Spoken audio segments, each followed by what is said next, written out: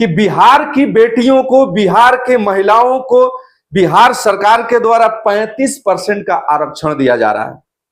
मैं इस आरक्षण के विरुद्ध नहीं हूं, लेकिन बात मैं जो करने वाला हूं उसको अगर आप अपने दिल पे हाथ रख के समझेंगे, विचारेंगे, सोचेंगे तो आप भी कहेंगे कि लड़कों के साथ ये नाइंसाफी हो रहा है। जी हां, मैं बात कर रहा हूं कि 35% आरक्षण की बात हो रही है महिलाओं के लिए, पुरुषों के लिए कुछ भी नहीं। बिहार में वैसे ही बेरोजगारी भरी पड़ी है, बिहार के युवा जॉबलेस हैं, बेचारे भटक रहे हैं कि कहीं उनको रोजगार मिले। एक तरह से महिला और पुरुष का कंपैरिजन करके देखा जाए, जहां सवाल पुरुषों का है उसके कंधे पे जिम्मेवारी सबसे पहले आती है, क्योंकि जैसे ही लड़का जवान होता है, बड़ा होता है, बाप की जो जिम्मेवारियां हैं, बाप के कंधे का सहारा बनने की बात होती है, वो पुरुषों के ऊपर आती है।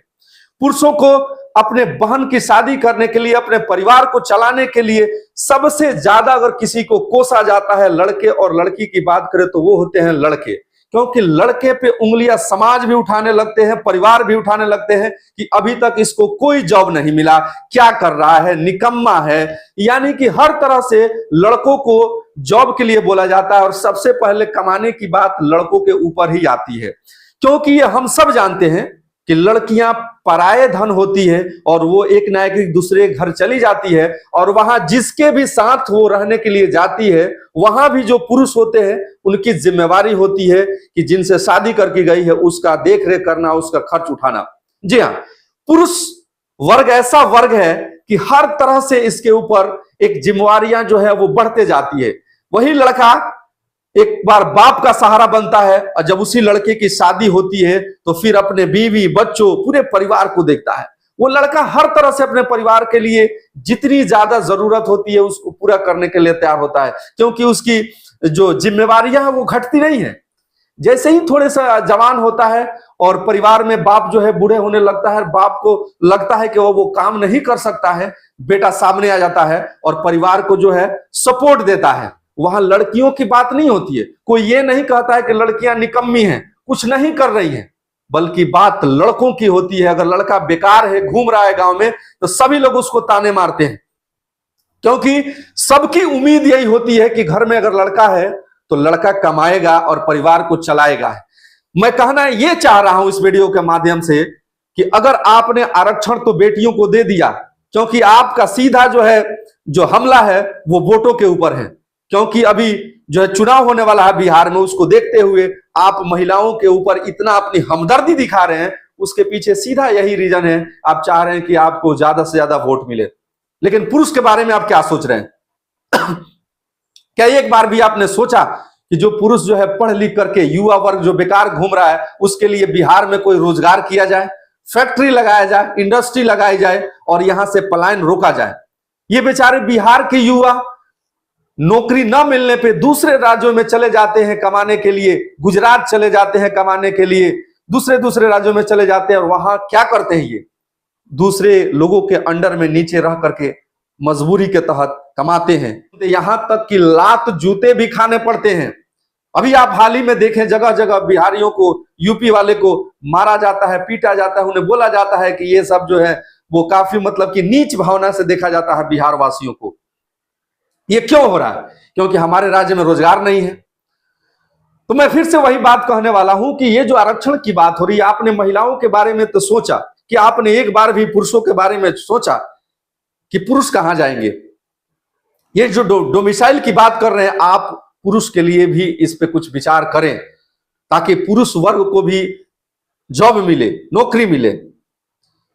जहां बिहार सरकार महिलाओं के लिए, लड़कियों के लिए आरक्षण की बात कर रही है, वहीं लड़कों के लिए क्या कुछ हो रहा है वो आप देख सकते हैं। जी हाँ, लड़कों के बारे में हमेशा जो है वो ऐसी सोच होती है जिसको सुनने के बाद अजीब लगता है। देखिए यहाँ पे बच्चों को मिलेगी पंचर पकौड़ा बनाने की ट्रेनिंग।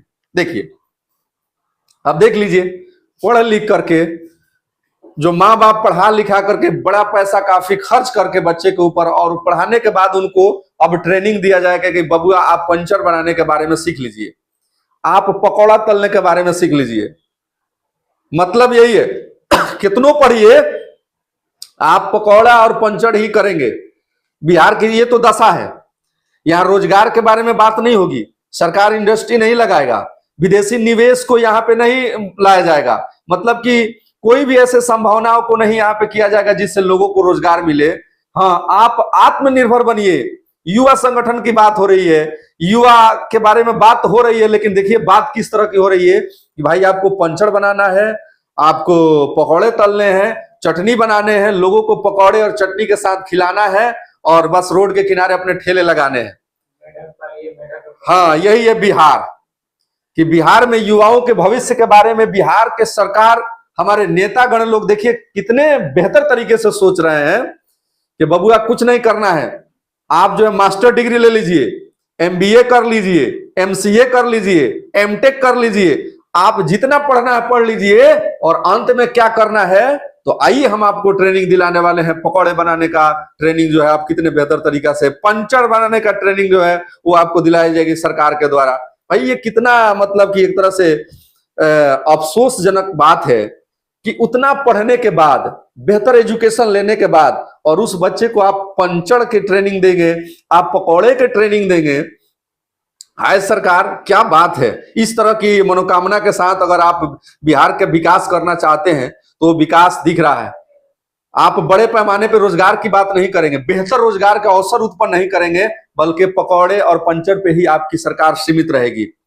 हमें ऐसे सरकार से यही उम्मीद है जिस तरह की भी सोच है। अब युवाओं के ऊपर है, लोगों के ऊपर है कि आप किस पे वोटिंग करेंगे, इस पंचर और पकौड़े के ऊपर वोटिंग करेंगे या फिर अपने बच्चों के बेहतर भविष्य के लिए वोटिंग करेंगे, वो आपके ऊपर है। जात पात से ऊपर उठें और बेहतर भविष्य के लिए वोटिंग करें, और इस जो है झांसे में नहीं है, पंचर और पकौड़े के बारे में नहीं सोचना है, क्योंकि सरकार जो है अपने बच्चों को तो मंत्री लोग, नेता लोग भेज दे रहे हैं दूसरे जगह पढ़ने के लिए और वहीं पे सेटल होने के लिए, और हम लोग वोट देके उनको जिताते हैं, और जीतने के बाद हमसे वो पकौड़े तलवाएंगे, पंचर बनवाएंगे, और पकौड़े और चटनी जो है वो काफी स्वाद के साथ खाएंगे। देखते हैं आपकी विचार क्या है, आपकी राय क्या है, कमेंट जरूर करेंगे। जय हिंद।